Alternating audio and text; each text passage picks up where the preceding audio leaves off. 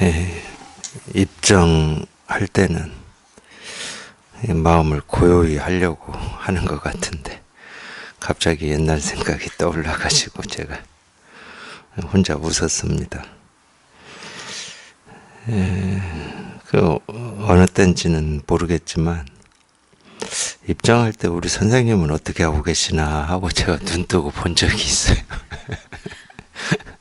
어찌하고 계시지? 눈 감고 계시나 눈 뜨고 계시나 이렇게. 오늘부터는 대서장 서장으로 법회를 하겠습니다. 물론 이제 뭐 불교 공부에 뭐 관심이 있어서 뭐 불교를 이렇게 공부한 경험이 있거나 뭐 이런 분들은 이 대서장이라고 하는 이 책이 뭐 내용까지는 모르겠지만 어쨌든 이 제목은 익숙한 제목입니다. 대종고 스님이 송나라 때 스님입니다. 대종고의 스승은 원후 극근인데 족보로 보면 임재종이에요.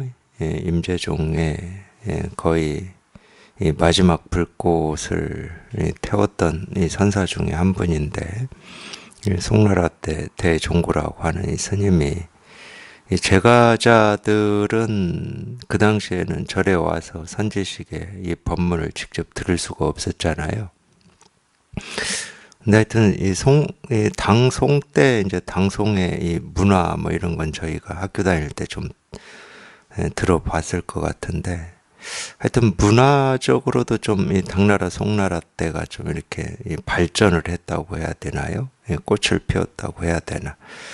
그래서 그 당시에 어떤 선비들이 이 불교의 가르침에 대해서도 관심을 굉장히 많이 가지고 있었고, 지금으로 치면은 예를 들어서 그 당시에 선비들이 이 불교의 경전 중에 유마경이라고 하는 경전을 읽지 않으면 어디 가서 뭔가 이 시대 흐름에 뒤떨어지는 것처럼 그런 정도였어요. 그래서 선배들이 이 불교의 교리 뭐 이런 거에 관심을 많이 가지고 있었습니다. 자, 그랬기 때문에 그게 아마 송나라 때일 거예요. 송나라 때 제 기억으로는 송나라 같은데 이 배불론자들이 나와요. 불교를 이렇게 배척하고 불교를 반대하는 이 유학자들이 나옵니다. 이제 대표적인 유학자가 이제 주자인데, 주자도 젊을 때는 이 불교를 공부한 사람입니다. 그래서 이제 그랬겠죠. 이제 선비들 내에서 이제 이 불교를 관심을 많이 가지고 불교 교리라든지 경전을 공부하는 사람들이 많으니까 자기들이 받들고 있는 어떤 공자 맹자 이 공맹을 우선시하지 않고 석가모니의 가르침을 관심을 기울이니까 이제 그런 부분에 대해서 이 배불론이라고 하는 책도 내고 불교는 뭐가 문제다 뭐 이랬겠죠. 그러니까 이 선배들이 그 당시에 이 불교에 관심을 많이 가지고 공부를 하고 있었기 때문에 제가자들이 있었습니다. 근데 그 제가자들은 직접 이런 선지식의 법문을 듣기가 힘드니까 주로 이제 가끔 찾아와서 뭐 묻고 대화를 나누고 뭐 이랬던가 봐요. 그래서 이제 뭐 그거를 바탕으로 해서 이 편지로 또 이렇게 가르침을 이렇게 뭐 편지글로 이렇게 가르침을 이제 사람을 통해서 편지를 보내고 뭐 이랬던 것 같은데 그런 이 편지로 가르친 가르침을 모아서 책을 낸 게 이제 우리가 알고 있는 대서장이라고 하는 책입니다. 총 한문으로 되어 있는 책은 6권으로 되어 있어요. 25권부터 30권으로 되어 있는데 어쨌든 한글로 번역하면 한 권이면 됩니다. 오늘부터는 그 서장으로 법회를 해보겠습니다. 서장 첫 번째는 정시랑 천유가 묻는 편지. 이 정시랑은 벼슬 이름이고요.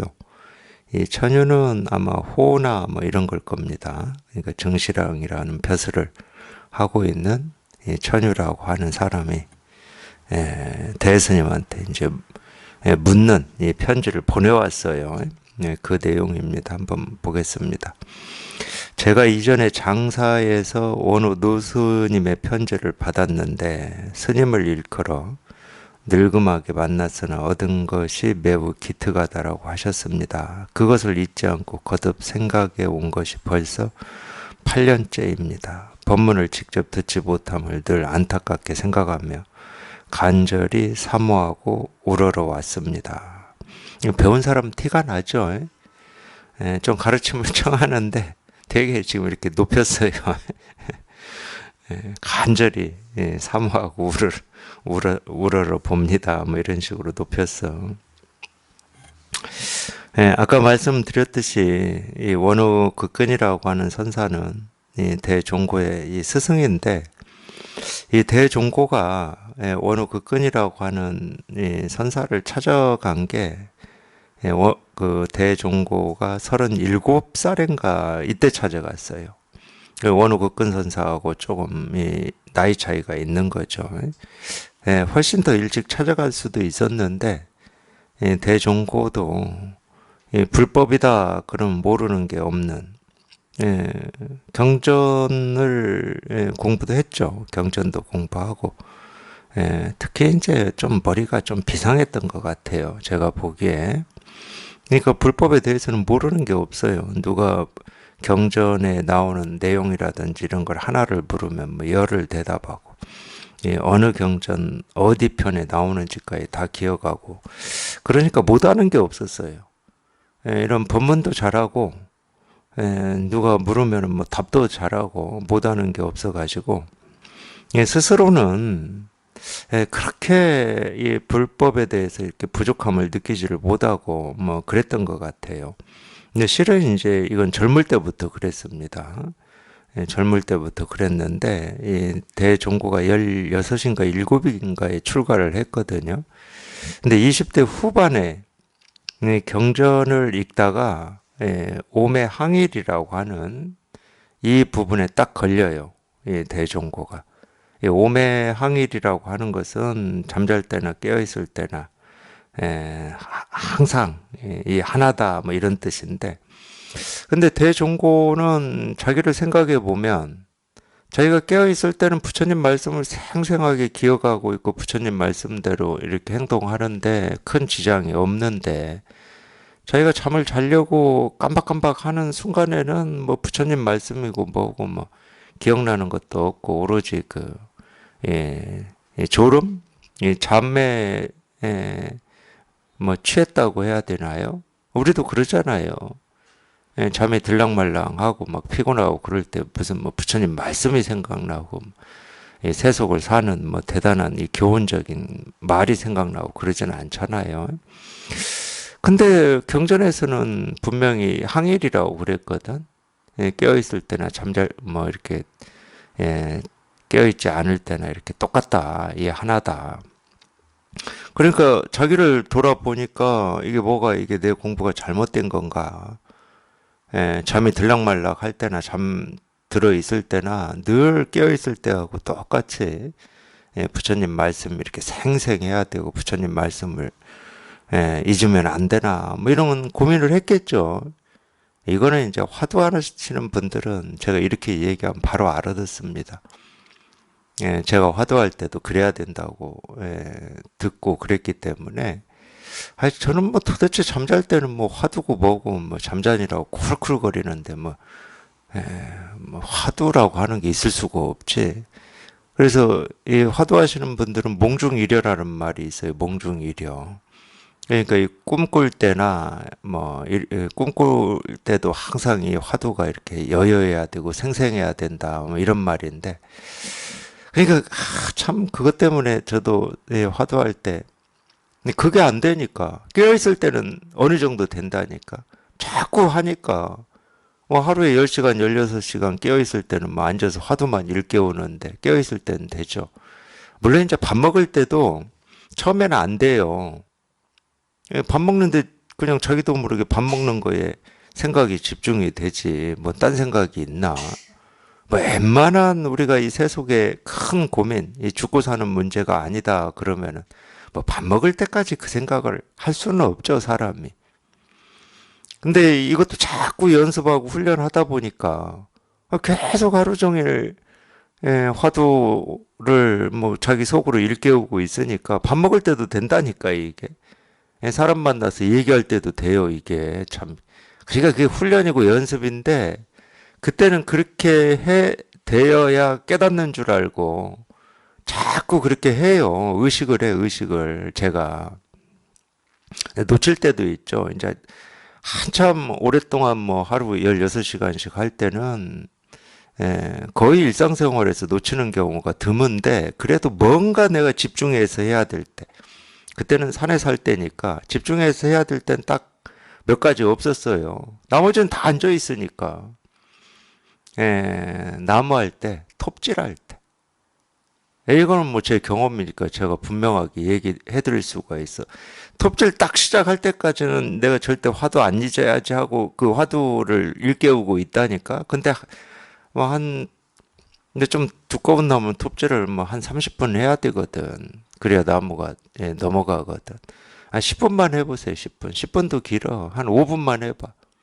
어느새 톱질을 하는 이거 막 이 뭐 톱질을 내가 하는지 안 하는지도 모르고 이러고만 있고 화두는 없어. 그리고 딱 끝나고 나면 또 내가 놓쳤구나. 그게 공부인 줄 알았어요. 저는 그때는 그걸 다 그렇게 공부를 하고 했고 그런 때 놓쳤어요. 일상생활에서는. 그거 이외에는 거의 모르죠. 놓치고도 놓친 줄 모르고 뭐 지내들 때도 있었겠죠. 뭐 항상 어떻게 사람이 하루 종일 이 화두라고 하는 그 한 생각 그걸 깨어있을 동안 내 이거를 일깨우고 있었나? 그건 저도 자신이 없어. 지금 돌아보면. 근데 그 당시에는 어쨌든 뭐 운전할 때도 화두를 일깨우고 있었으니까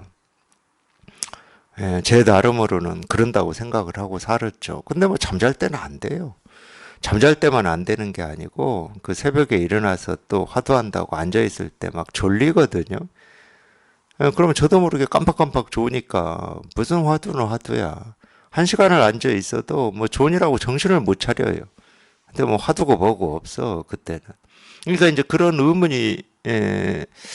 의문은 아니었어요 저는. 이때도 화두가 이렇게 일깨워져야 되고 정신 차려야 되고 어떤 그래서 이제 수행할 때는 그런 걸 수마라고 그러는데 수마. 졸음의 마귀다, 마군이다 이런 말이죠. 그것도 극복해야 되는 거라고 당연히 생각을 했습니다. 그러니까 참 우리 수행이라고 하는 것은 이 군대 유격 훈련하고 똑같아. 조금도 딴 생각을 하면 안 되고 그냥 정신을 번쩍 차리고 있어야 돼. 그러니까 뭐 초긴장 상태지 뭐 쉽게 생각하면은 사람이 할 일은 아니죠. 우리가 전쟁 나간 사람들도 아니고. 그 대종고도 그런 의문이 있었던 거예요. 내 공부가 뭐가 잘못됐나. 자기는 뭐 자신감이 있었는데. 그래서 이제 선을 공부하는 선지식을 처음 찾아갑니다. 20대 후반에. 제가 알기로 28살쯤에 찾아갔는데. 그게 이제 담당 문준이라고 하는 선사였어요. 그래서 담당 문준을 찾아가서 뭘 물었겠습니까? 오매항의를 물었겠죠. 오매항의를. 근데 나중에 그 뒤에 한 10년 뒤에 이제 원호 국건을 찾아가는데 원호 국건을 찾아가서도 물은 게 오매항일이었어요. 깨어 있을 때나 잠잘 때나 똑같다고 하는데 뭐 그걸 물었다니까. 그때 원호 국건의 답이 기가 막혀요. 그러니까 잠잘 때와 깨어 있을 때는 늘 똑같다고 하는데 어찌 그렇습니까? 어떻게 하면 그렇게 됩니까? 이렇게 물으니까 원호 국건이 그랬다니까. 네 그 망상이 쉬어지면 이 말밖에 안 해줬어. 근데 대종고는 기가 막힐 일이지. 나는 지금 이 졸음이 오거나 잠잘 때도 부처님 말씀을 생생하게 기억하고 그래야 되는데, 지금 이거를 내가 묻고 있고 이거를 해결하려고 이걸 어떻게 하면 됩니까? 하고 물었는데 그걸 망상이라고 해버리니까. 그 대종고 입장에서는 기가 막힌 거예요. 그러니까 굴복을 안 하지. 굴복을 안 하고 다음날 또 물어요. 오매황일이 어떻게 됩니까? 이러니까. 네 그 망상이 쉬어질 때. 답이 그거밖에 없어. 10번을 물어도 똑같이 원어 극근이 딱 그 답만 하거든. 이게 기가 막힌 가르침을 펼친 거예요. 그래서 대종고가 그렇게 묻다가 어느 날 묻기를 포기해 버립니다. 도대체 자기는 이 답을 뭐 소화시킬 수가 없는 거예요. 소화시킬 수가 없는 거. 자기는 오매항일이 되고 싶은 거야, 지금.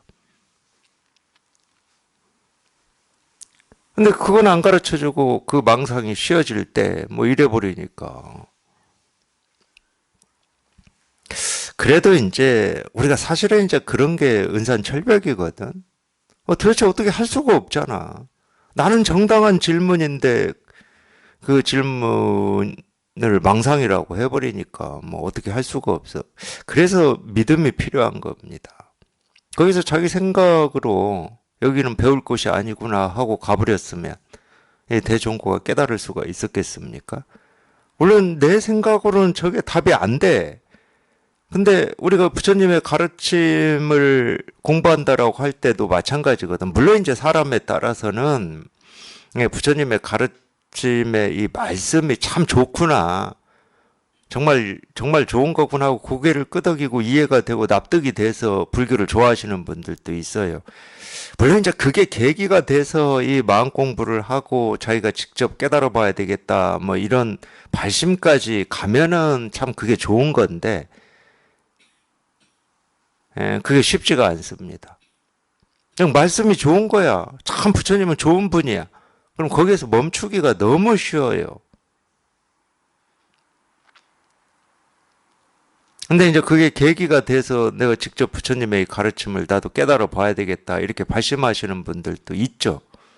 그러니까 그런 분들은 희귀한 분들입니다. 쉽지가 않거든, 그게. 예를 들어서 뭐 우리가 뭐 절을 다니신다든가 교회를 다니시는 분들이 하느님의 말씀이나 부처님의 말씀을 내가 직접 한번 깨달아 봐야 되겠다. 이렇게 발심한 분이 지금 몇이나 되겠습니까?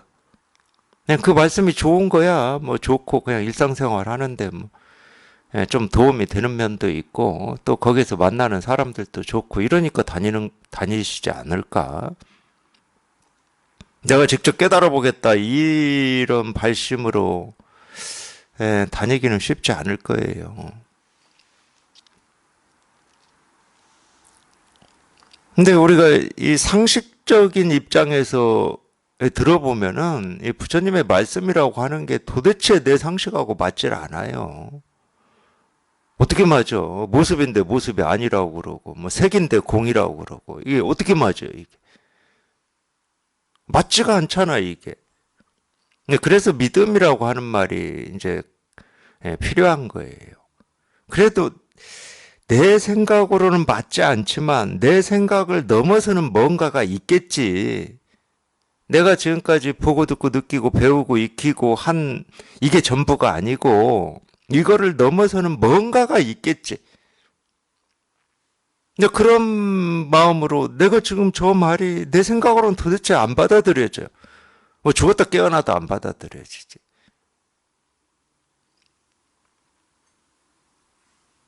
근데 뭔가가 있겠지.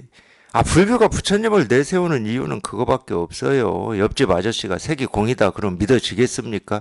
야, 이게 모습인데 모습이 아니야. 그럼 믿어지겠냐고. 옆집 아저씨가 그 말을 하면은 미쳤다고 그러지.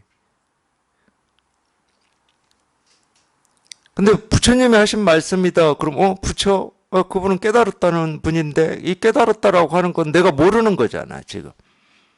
난 아직 못 깨달아 봤어. 그럼 깨달았다고 하는 사람이 한 얘기면 내가 알고 내가 경험하고 한 이거를 뛰어넘는 뭔가를 얘기하셨겠지. 내가 지금 못 알아듣지만. 뭐 이런 입장이 되지 않을까요? 그러니까 부처를 앞장 세우는 건 전부 방편이에요. 그러기 때문에.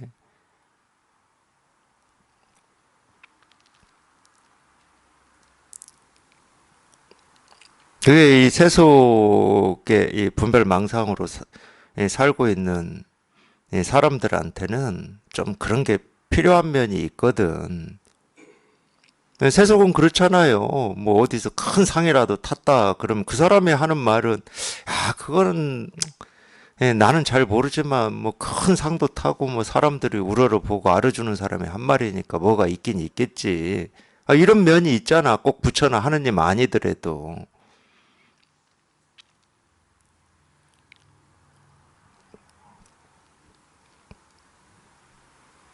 대종고는 뭐 16인가 7에 출가를 해서 이 부처님의 가르침을 이제 공부하고, 부처님의 가르침에 대해서는 뭐 내가 알든 모르든 이해가 되든 이해가 안 되든 믿는 마음이 있는 분이죠. 출가해서 공부를 하시는 분이니까. 그리고 마찬가지예요.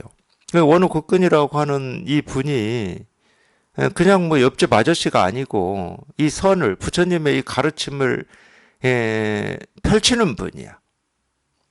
그러니까 자기가 못 알아듣고 자기 상식으로는 안 맞더라도 어쩔 수가 없는 거지.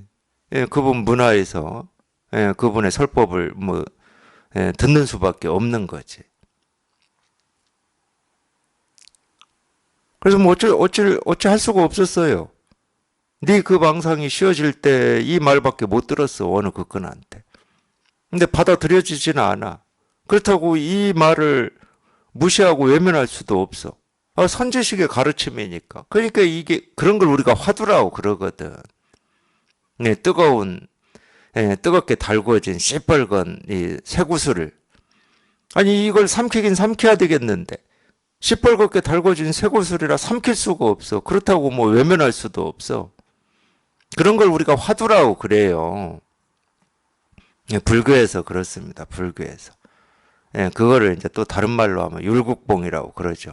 목에 밤송이가 걸려 있는 것처럼 이걸 삼키긴 삼켜야 되겠는데 삼켜지지도 않고 뱉어지지도 않고 그러니까 뭐가 딱 걸렸다는 거야 이거를. 도대체 내가 지금까지 배우고 익힌 이 상식이나 뭐 논리나 과학으로도 설명이 안 되고 그렇다고 이걸 외면할 수도 없고 그냥 발로 뻥 차서 없애버렸으면 좋겠는데 그럴 수가 없는 거야. 뭐 그래서 어쩔 수 없었습니다. 그건 여전히 풀리지는 않았지만 날마다 어느 그건의 설법을 들으면서 그렇게 거기에서 공부를 하고 있었죠.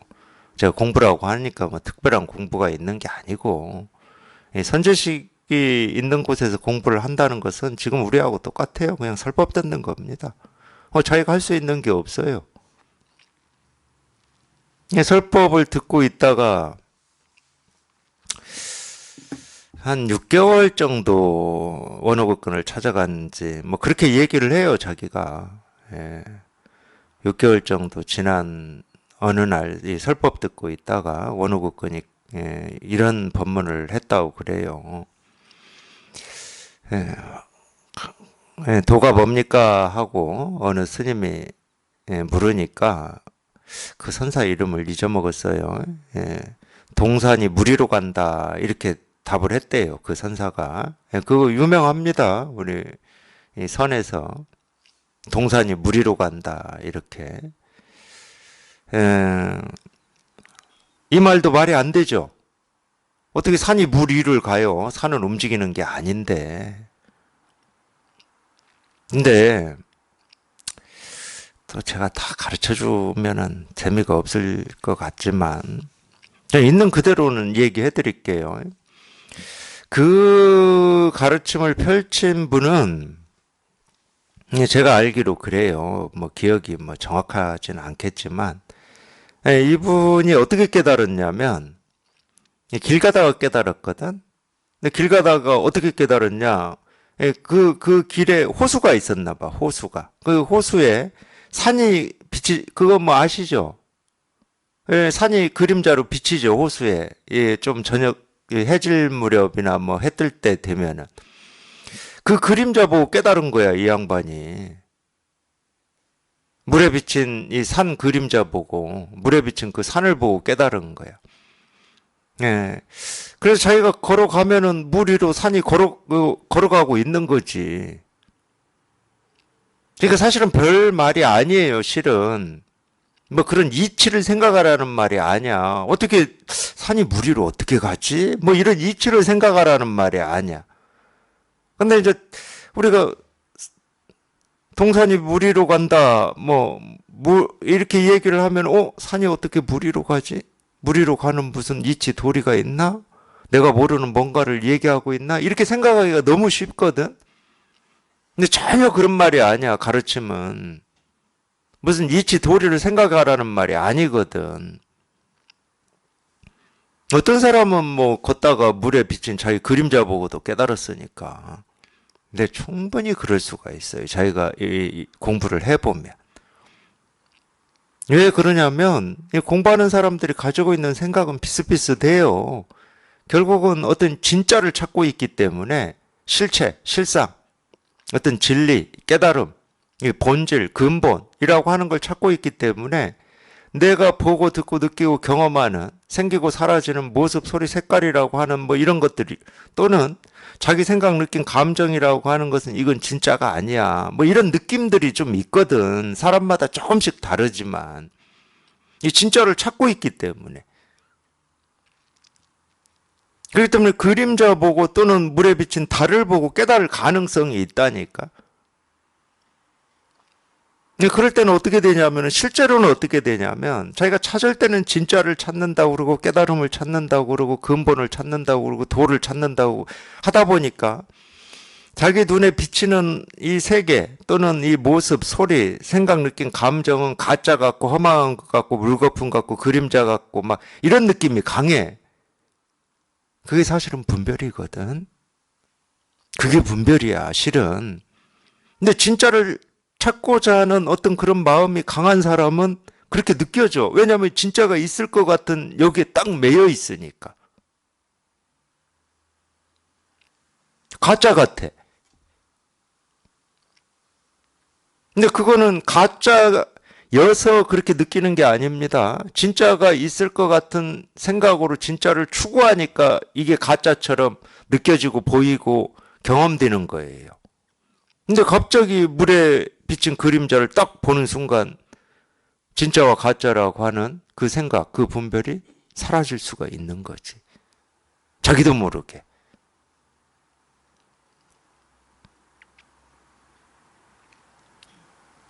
충분히 가능해요, 그게. 그래서 누가 도를 물으니까 그 스님이, 그 선지식이 그렇게 답을 했다니까. 동산이 물 위로 간다, 이렇게. 근데 당연히 분별만 하는 입장에서는 뭐, 그게 보통 사람의 생각입니다. 자연스러운 거예요. 물론 분별이지만 너무 상식적이고 자연스러운 거야. 동산이 물 위로 가? 동산이 물 위로 가는 뭐 어떤 그런 뭔가 있나? 이렇게 생각하는 게 너무 자연스러운 거야.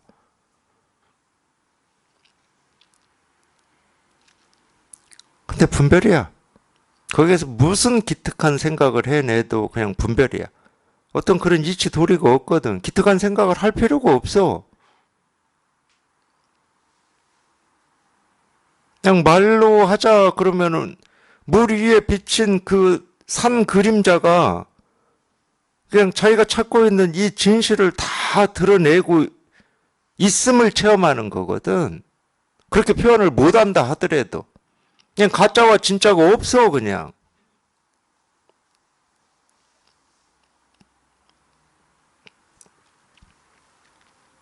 그러면 이제 눈치가 채지겠죠.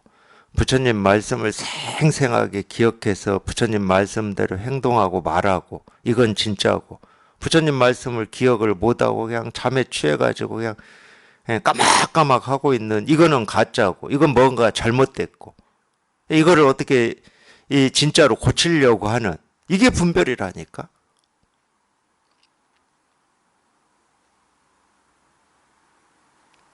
그래서 어느 국군이 그랬어요.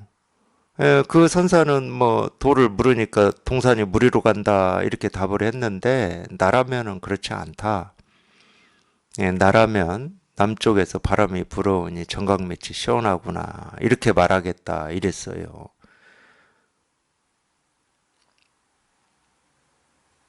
다시 또 한 번만 얘기하겠습니다.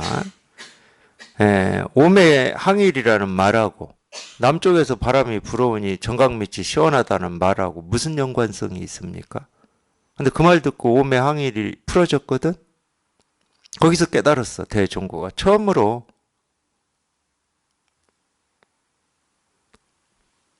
무슨 연관성이 있어요?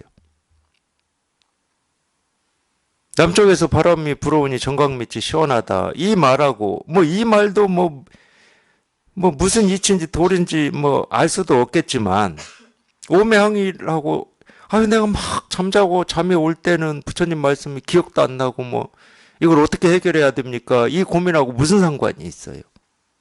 아무 상관 없어. 그러니까 생각이 아니라고, 우리 깨달음은. 아무 상관이 없는데 그냥 그 말 듣다가 그냥 문득 오매항일이 사라져버린 거야. 그렇게 사라지고 자기가, 네, 그게 사라지는 게 이제 이 실상에 통한 거고, 이거를 경험하는 거거든요. 사라지고, 뭐, 그 뒤는 제 이야기예요, 제 이야기. 이게 사라지고 좀 공부를 해서 여기에 익숙해져 보니까 없어진 게 뭐냐면은, 그러니까 어느 그 끈에 그 가르침이 딱 맞긴 맞아. 자기는 그걸 분별이라고 생각을 안 했지. 망상이라고 생각을 안 했지만, 그게 망상이었어. 뭐가 사라지냐? 잠잘 때나 잠이 올 때도 부처님 말씀이 생생해야 된다라고 하는 이 생각이 사라져. 그게 가짜거든. 가짜다 그러면 그게 가짜야. 그럼 이 본문 들으면서 지금 이 공부하시는 도반들한테는 어떤 게 가짜겠습니까? 어떤 이 깨달음의 체험이라고 하는 게 뭐 그냥 쑥 내려가고 그냥 뭐가 밝아지고 뭐 이런 게 가짜야. 지금 그게 안 된다고 지금 하고 계시는 거잖아. 대종고가 잠잘 때 이게 안 된다고 하고 있는 거하고 똑같은 거잖아.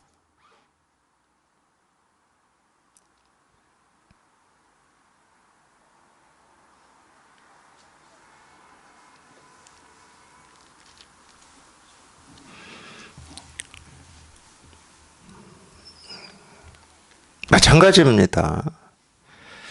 예를 들어서 이런 가르침에서 또 나오는 이야기가 금강경에 나와요. 과거심 불가득, 미래심 불가득, 현재심 불가득이다. 이런 말이 나와. 과거의 마음도 얻을 수 없고 미래의 마음도 얻을 수 없고 현재의 마음도 얻을 수 없다. 이 말을 그냥 간단히 얘기하면 과거, 현재, 미래가 없다 이 말이에요. 간단히 얘기하면. 과거, 현재, 미래가 없다 이 말은 시간이 없다는 말하고 똑같은 말인데 그러니까 그런 말들을 많이 써요. 방편으로. 시간이 없다, 뭐 인과가 없다. 시간이 없으면 인과가 없는 겁니다. 시간이 있어야 인과가 있지. 원인이라고 하는 것은 지금 이 결과가 일어난 원인이다 그러면은 과거예요. 이 결과가 현재고 과거야. 그리고 이 현재가 또 원인이 돼서 미래에 어떤 모습으로 바뀔 거냐, 어떻게 될 거냐, 그렇게 되겠죠. 그게 시간이잖아.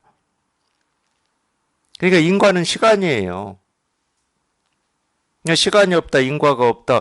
그러면은 이제 우리가 고민을 그렇게 하는 거지. 시간이 이렇게 있는데, 어제도 있었고, 지금도 오후 3시 5분이라고 이렇게 시간이 있는데 왜 없다고 그러지? 인과가 있는데 왜 없다고 그러지? 이렇게 된다니까, 고민이. 그럼 뭐가 사라져야 되냐? 있는데 왜 없다고 하지? 이 생각이 사라지는 거야. 왜 있는데 없다고 하는 어떤 이치, 도리를 알아서 해결되는 게 아니고, 왜 색이 공이지? 그 생각이 사라지는 거야. 색이 공인 무슨 이치 도리가 있어서 색적 시공 공적 시색이다 이렇게 얘기하는 게 아니거든.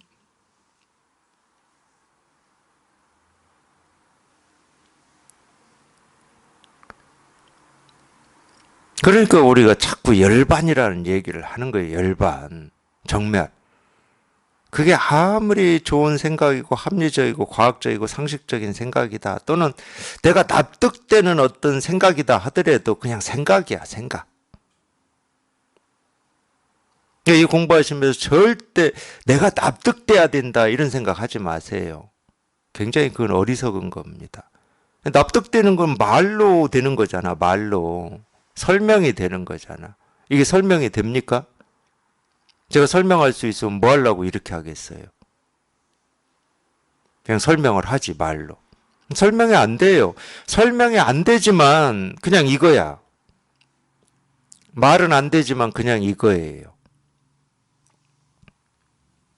그러니까 대종고가 이거를 깨달은 거는 남쪽에서 바람이 불어오니 정각 밑이 시원하구나 이 말하고는 아무런 상관이 없어. 아무런 상관이 없습니다.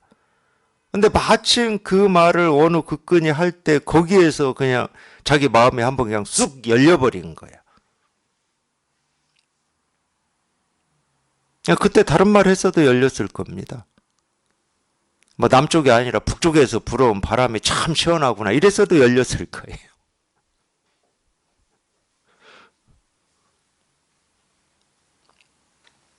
근데 분별은 어떤 게 분별이냐? 저 말이 왜 깨달음을 촉발시키는 말이지? 이러면 분별이 돼버려. 그러면 절대 말을 듣고 못 깨달아. 가끔 지금은 그런 도반들이 없으신데 옛날에는 있었어요. 옛날에는 좀 자기가 깨달을 수 있는 그런 어떤 그 한마디를 좀 왜 안 해주시냐 이렇게 저한테 그런 걸 요구하시는 분들이 있었어. 자기가 깨달을 수 있는 어떤 한마디, 그런 말은 없어요. 세상 전체에 그런 말은 없습니다. 깨닫는 거는 물론 이제 그걸 뭐 인연이라고 할 수는 있지만 자기가 깨달을 이 때가 되면 어떤 말이든 상관없이 그냥 말을 듣고 깨닫든 뭐 길을 걷다가 깨닫든 자기 그림자를 보고 깨닫든 접시 깨지는 소리를 듣고 깨닫든 깨달을 때가 되면 깨달아져요. 말은 상관이 없다니까.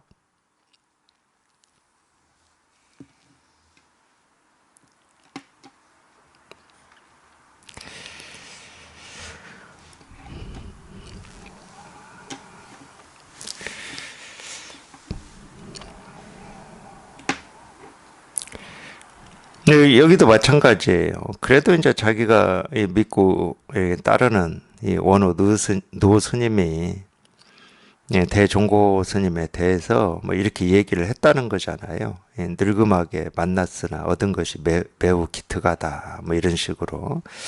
뭐 얻은 것이 매우 기특하다는 당연히 안목이 선을 공부해서 안목이 있는 스님이다. 뭐 이런 얘기니까. 자기가 믿고 의지하는 스님이 그렇게 얘기를 하니까 자기 어떤 이 마음에 또는 어떤 자기 머리에 깊이 각인이 되어 있었겠죠.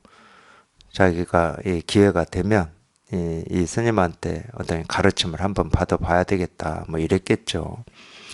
그러니까 뭐 그런 것도 이 공부 인연이 되고 뭐 하는데 도움이 되기 때문에 우리가 절도 지어서 저렇게 하는 거고 교회도 지어서 하는 겁니다. 거기에 뭐 십자가도 걸어놓고 불상도 만들어서 모시고 그러는 거예요.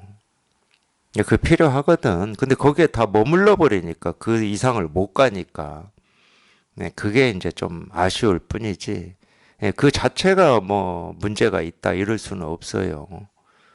거기에 머물러 버리니까 그러지. 그러니까 그런 일을 하시는 분들이 이게 좀 눈이 밝아야 돼요. 그러기 때문에. 물론 이제 올 때는 그런 인연으로 올 수 있어요. 기복으로 올 수도 있고 뭐 그럴 수 있지.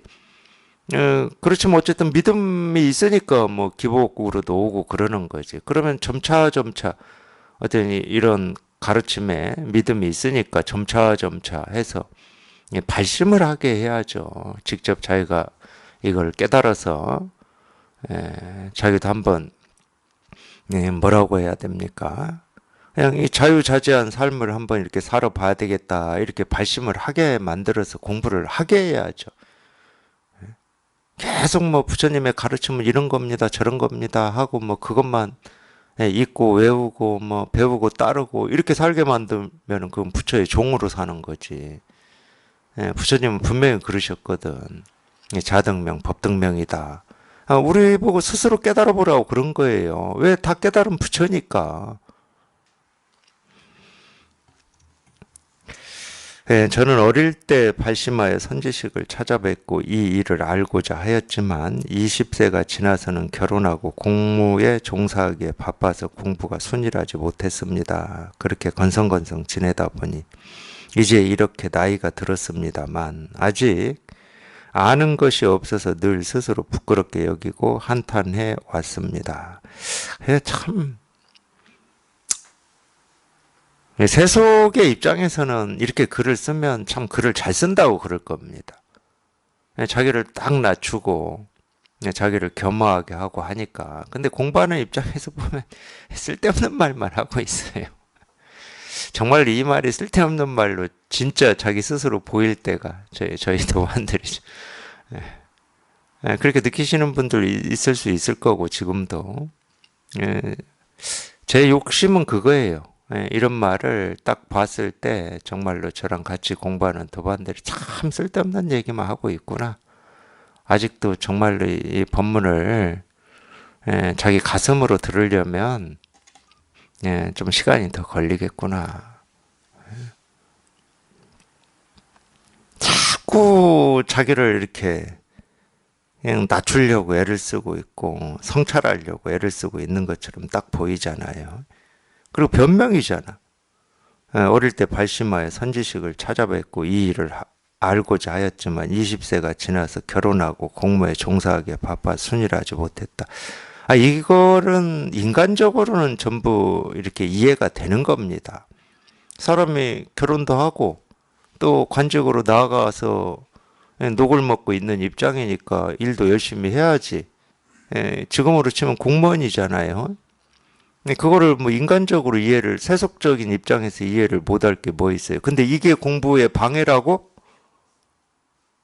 그거는 말이 안 돼.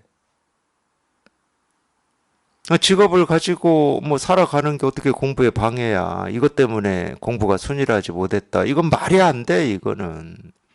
그러니까 제가 변명이라고 그러는 거예요. 정말로 자기 발등에 떨어진 이 불로 이게 안 다가온 거야. 발심을 했다고 하는데 그 발심이 발등에 떨어진 불이 아니야. 그러니까 이러는 거지. 그렇게 건성건성. 이 말이 맞아. 건성건성 지냈지. 이 한마디는 맞네. 이 한마디는. 그냥 건성건성 지내다 보니까 뭐 시간 가고 세월 가고 뭐 몸은 병들고 늙었지.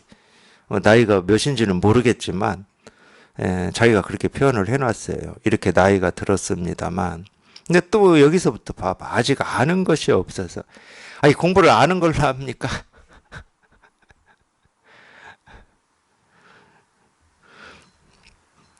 늘 스스로 부끄럽게 여기고 한탄해 왔습니다. 부끄럽게 여길 일은 아는 게 없어서가 아니에요. 발심을 했다고 했는데 그 발심이 부족한 거였고, 그 발심이 이 세간의 어떤 이 삶, 이 세간의 이 일을 넘어설 만큼의 발심이 아니었던 거예요. 그건 뭐 저도 경험한 거잖아요. 제가 정말로 이 불법을 공부해야 되겠다라고 딱 마음을 먹었을 때는 뭐 그때 처음으로 뭐 이런 거에 관심이 있었겠습니까? 저도 뭐 20대 때부터 관심이 있었죠. 근데 이 세간의 일을 넘어설 만한 발심이 아니었어요. 그럴 때는 그러니까 겨우 호기심 정도 지금 돌아보면. 그리고 부끄럽게 여길 건 그게 아닙니다. 정말로 부끄럽게 여길 게 따로 있는 건데, 엉뚱한 데다 지금, 누명을 씌우고 있다. 뭐. 그러니까 제가 쓸데없는 말이라고 하는 겁니다. 그래도, 지금이라도, 공부에 이렇게 뜻이 있고, 공부에 대해서 선지식을 찾아서 이렇게 묻고, 공부를 하겠다라고 하는 원을 가지는 거는 다행이죠. 다행인데 지금 이 앞에 한 말이 싹 사라져야 돼요. 그래야 진짜 공부를 할 수가 있어요. 이 앞에 한 말이 싹 사라지고 그냥 오로지 그냥 지금은 뭐 이것저것 뭐 이렇게 살아왔고 저렇게 살아왔고 그건 이제 소용없고 그냥 지금 당장 오로지 그냥 이거 하나 깨닫겠다. 그냥 그 마음으로만. 근데 이게 있으면 그 마음이 안 돼. 나는 이렇게 살아왔고 어릴 때부터 뭐 관심이 있었고 쓸데없는 말이야. 그것 때문에 이 발심이 안 되는 거야, 실은. 지금 당장 그냥 이거 하나 그냥 당장 이걸 하지 않으면은 그 어떤 것도 뭐 할 수도 없고 뭐 자기 삶에서 한 발 내디딜 수도 없고 어찌 할 수도 없는 그런 입장으로 해야 된다니까. 그게 사실은 발심이죠. 그러나 세운 뜻과 바란 원은 진실로 가벼운 직연의 사이에 있지 않아서 그 아는 건 많아 아는 게 없다고 해놓고는 참 자기가 이런지 어쩐지 어떻게 합니까? 세운 뜻과 바란 원 이게 이제 발심인데 이거는 진실로 가벼운 직연 사이에 있지 않아서 아이 참 진짜 이런 입장이다 그럼 이런 말 안 나와요. 뭐가 뭔지 몰라. 뭐가 뭔지 모른다니까. 그냥 오로지 그냥 이거 하나 깨닫고 싶을 뿐이지. 도가 뭡니까 이겁니다. 부처가 뭡니까 이겁니다. 그냥 이거 하나 깨닫고 싶을 뿐이지. 그러니까 참 글은 잘 써. 뭐 그렇죠 뭐. 내 글로 사신 분들이니까. 가벼운 직연 사이에 있지 않아서 깨닫지 못하면 그만이지만 깨닫는다면 반드시 옛사람이 직접 깨달았던 곳에 곧바로 당도하여야 비로소 크게 쉴 땅으로 여길 것입니다. 이 마음이 비록 아직 한순간도 포기하고 물러난 적은 없으나 공부가 손일하지 못하다는 사실은 스스로 느끼고 있으니 뜻과 원은 크나 역량이 부족하다고 할 수 있을 것입니다. 그러니까 자기가 어떤 역량이 부족한지를 몰라요. 실은 뜻과 원이 크지 않은 역량이 부족한 거예요. 뜻과 원만 있으면 되는 일이거든. 다른 역량을 필요로 하지를 않아요, 이 공부는. 근데 이게 지금 말이 안 되잖아. 뜻과 원은 크나 역량이 부족하다. 변명이지, 변명. 이 공부는 뜻과 원으로만 하는 건데, 뭐. 이 뜻과 원이 큰 거를 우리가 상근기라고 그러는 거고, 뜻과 원이 있긴 있는데, 깨닫긴 깨달아야 되겠는데, 그냥 일상의 어떤 생활에서 자꾸 빼앗겨. 그냥 거기에 자기도 모르게 그냥 그쪽으로 마음이 가고 이렇게 빼앗겨. 그러면 하근기인 거지. 지금 이거 하나 당장 일상생활을 하지 말라는 얘기가 아니에요.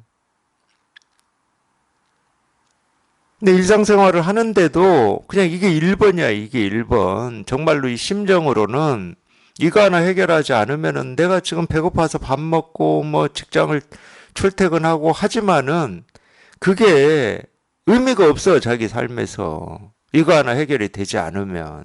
이런 입장이 돼야 이걸 해결을 하지. 아니면은 뭐 자기도 모르게 뭐 큰 충격을 받든가. 그런 경우도 있어요. 자기도 모르게 큰 충격을 받아. 그래가지고 그게 자기 삶에서 가장 큰 일이 돼버리는 거야. 그 당시에.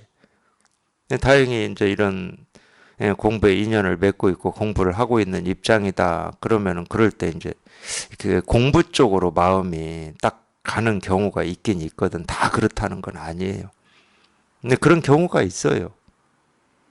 근데 뭐 이런 경우 저런 경우 놔두고 정말로 이 일 하나 해결하겠다라고 하는 그 뜻과 원이 역량입니다. 우리한테 필요한 역량은 그거밖에 없어요. 다른 역량을 갖출 필요가 없습니다. 교학을 공부해서 뭐 부처님의 말씀을 많이 알아야 된다거나, 지금부터 뭐 체력을 길러서 뭐 의지를 더 단단히 해야 된다거나 이런 거 필요 없어요.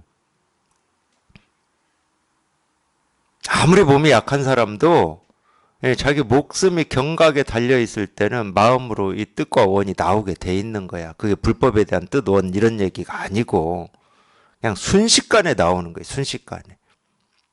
마음은 그렇게 움직이는 거거든.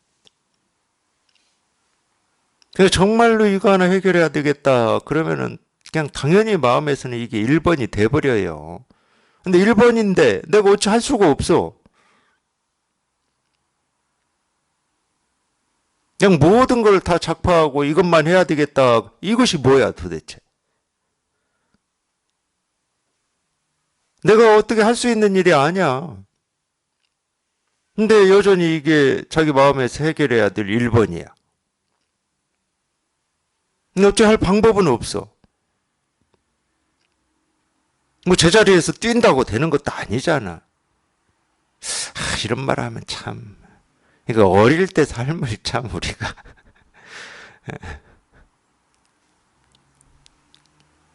농촌에서 그런 걸 많이 저는 본 것 같아요. 많이 봤는지 모르겠지만 한두 번 본 것도 너무 인상이 깊으면은 많다고 느껴지잖아요. 제가 클 때니까 어릴 때니까 저희 어머니를 중심으로 해서 그 위아래 어머니들이죠. 자기 힘으로 어찌할 수 없을 때 이 어머니들이 하는 행동이 있었어요. 이거 했어요. 이거 했어. 근데 그럴 수밖에 없었던 게 또 옛날 이야기. 그때는 참 지금으로 말하면 남편들 왜 그랬는지는 모르겠지만 뭐 지금도 뭐 모습이 다르지만 뭐 뭐 그렇게 안 산다고 할 수는 없어요. 하여튼 농사철에는 농사일로 엄청 바쁩니다. 바쁘고 그때는 뭐 주로 힘을 써서 농사를 해야 되니까 농사철 끝나고 나면 어른들은 지금 생각해 보면 그래요. 기진맥진 되셨을 것 같아. 다 힘쓰는 일이니까 농사라고 하는 거는. 그럼 겨울 되면은 꼭 어디 술집 골방에 모여서 우리말로 노름을 하는데, 그러니까 겨울 지나고 나면 동네에 이 논의 주인이 막 다 바뀌어 있다니까. 그나마 몇 마지기 겨우 가지고 있는데 노름해가지고 다 그냥 어디로 날려 먹어버려. 그러면은 그 집 어머니가 이거 안 치겠습니까? 그거 어떻게 할 겁니까? 그거 이제 남의 집으로 가버렸어. 그나마 어떻게 해서 그냥 정말로 이 목꽂을 이 논 하나 가지는 게 농촌에서는 지금 서울 강남에 아파트 사는 거하고 비슷했을 것 같은데 제 느낌으로는. 근데 그걸 날려버린 거야. 그거를. 그것도 노름해가지고. 그러면은 이러면서 통곡을 해요. 통곡을. 그런다고 해결될 일이 아니잖아요. 우리 공부도 그렇다니까. 내가 어찌 할 수가 없어요. 이거를 해결을 하긴 해야 돼. 근데 방법이 없어, 나는. 내 힘으로는 뭐 정말로 이 산이다 그러면 한 삽을 떠서 옮길 수도 없어. 이걸 통째로 지금 다 옮기지 않으면은 삶이 끊어질 것 같은데 한 삽도 떠서 옮길 수가 없다니까. 그러니까 은산철벽이라고 그러지. 사실은 그럴 때 이 빛이 이렇게 한번 딱 오는 거예요. 이 빛이. 뭐 그냥 들을 때는 이겁니다. 그러니까 뭐 별거 없지.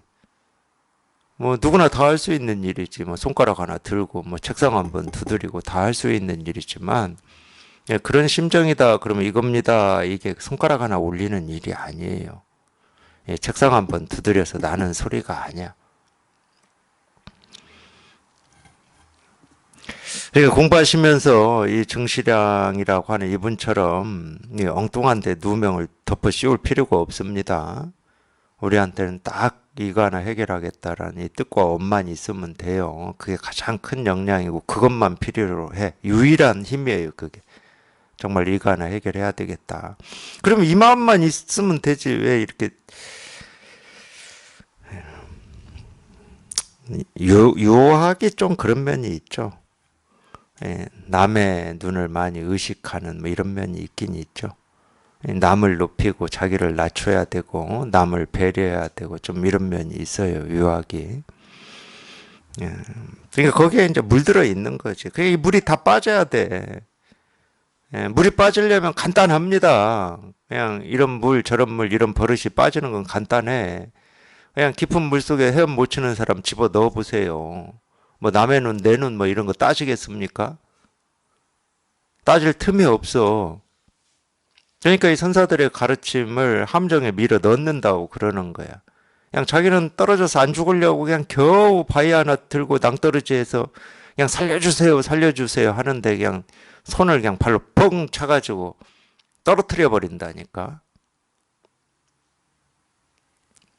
그게 가르침이에요. 석가모니 부처님의 가르침이 다 그건데 그걸 자기가 자기 생각으로 읽으니까 참 좋은 말씀이야. 참 예수님 말씀 그냥 천금 같은 말씀이고 막 석가모니 부처님 말씀 막 집안에 가온으로 막 써가지고 액자해서 걸어 놓잖아. 자기 죽이는 말인 줄은 모르고. 이전에 어느 노스님에게 간절히 청하였더니 노스님께서는 6마디의 법어로서 가르쳐 주셨는데 곧 첫머리에서는 곧 이의를 보이셨고 뒤에는 조주의 방아착과 운문의 수미산이라는 두 개의 인연을 말씀하셔서 둔근기에게 공부를 시키시되 늘 스스로에게 말에 깨우쳐 주기를 오래하면 반드시 들어갈 곳이 있을 것이다 라고 하셨습니다. 그 높아심의 간절함이 이와 같으나 제가 둔하여 크게 막혀 있으니 어찌하겠습니까? 이제 다행히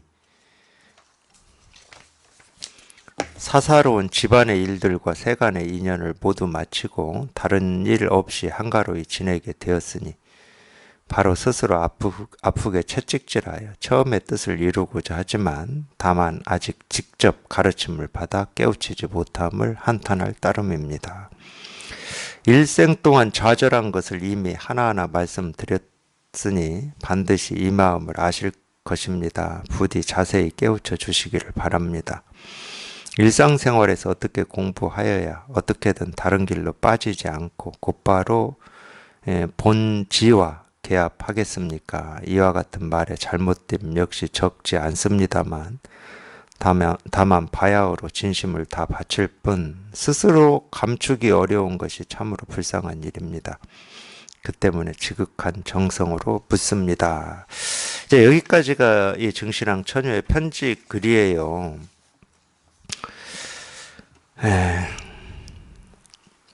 제가 증신왕이라는 사람을 그냥 너무 그냥 내동댕이 치고 있는 것 같아서 좀 그러긴 한데 이 두 번째 원우 노스님이 가르쳐 줬다라고 하는 이 지금 이거 쓰고 있잖아요. 멀었어 정신아. 공부하려면 멀었어. 아유 네, 답답해. 읽는 내가 답답해. 아 이거를 또 다 기억해 가시고 이렇게 말씀해 주신 게 참 이런 거다 저런 거다. 아이고 정말로. 지가 다 해, 지가.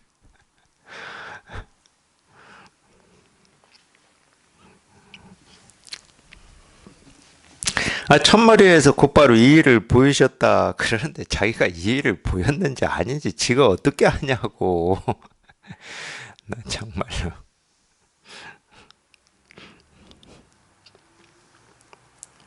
이렇게 공부하지 마십시오.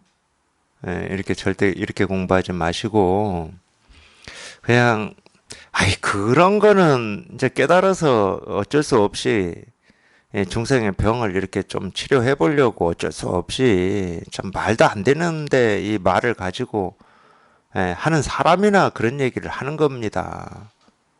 그냥 도가 뭡니까 이겁니다 이런 거. 그리고 이랬더니 이걸 뭐 도를 보여주셨다 뭐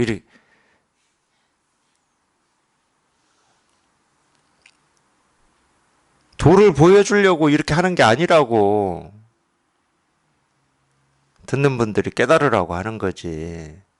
도는 제가 보여줄 수 있는 게 아니에요. 이 도라고 하는 건 스스로 다 갖추고 있고 자기가 쓰고 있어요. 근데 희한하게 자기 생각을 쫓아서 자기가 쓰고 있고 말하고 있는 게 도 아닌 게 없는데 자기 생각을 쫓아서 그건 도가 아니고 이거는 뭐 이런 거고 이거는 뭐 사물이고 이건 산이고 이건 바다고 저건 강이고 그냥 모습만 쫓아서 그러고 있는 거야. 그걸 이제 우리가 착각이라고 그러죠. 망상. 뒤집어진 꿈 같은 생각이라고 그래요. 그거를. 그 생각이 한번 부서지기만 하면 돼. 그럼 도라고 하는 건 찾을 것도 없고 구할 것도 없고 얻을 것도 없고 도를 드러내는 뭐 특별한 행동이나 말이 따로 있질 않아. 그러니까 어떻게 얘기하는 게 조금 비슷하냐면 그냥 보이고 들리고 말하는 모든 게 부처님 말씀이나 선사 조사의 말씀만 엿법한 게 아니고 모든 말이 다 엿법에 그냥 시장에서 하는 말이나 배운 사람이 하는 말이나 못 배운 사람이 하는 말이나 깨달은 사람이 하는 말이나 엿법하지 않은 말이 없어. 모든 말이 다 엿법에. 근데 어떤 말도 엿법한 말이 없어. 깨달은 부처가 한 말도 엿법한 말이 없어. 이 두 가지가 아무 걸림 없이 소화가 돼야 돼요.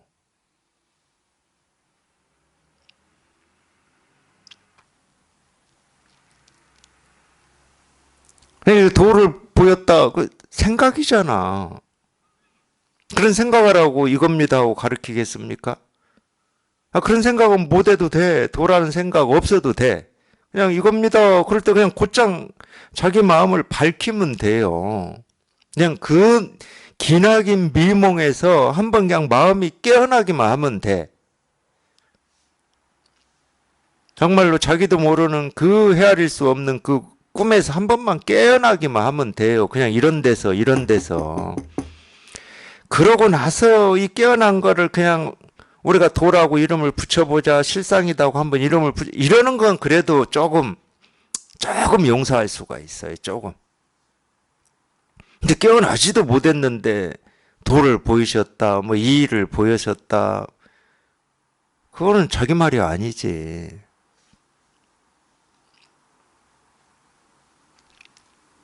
이런 얘기 할 필요가 없어요. 그러니까 단도직입이 좋아. 물을 때도 그냥 이거 하나 깨닫고 싶습니다. 그냥 이렇게 단도직입이 좋아. 물을 때도. 뭐 죄져 가지고 지금 뭐 어디 자기 재판하는 재판 그 판사한테 탄원서 쓰는 거 아니잖아.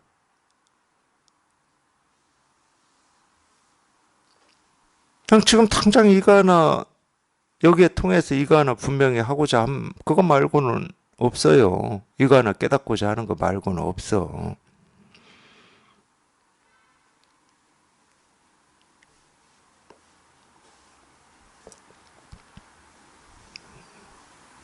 딱 이거 하나 깨닫고자 하는 그 뜻, 그 원만 필요로 하는 겁니다. 다른 건 필요 없어요.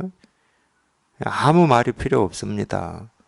자기를 낮추고 어쩌고 할 필요도 없고 그건 벌써 나라고 하는 게 있으니까 낮추고 높이고를 하는 거지. 그럴 필요 없어.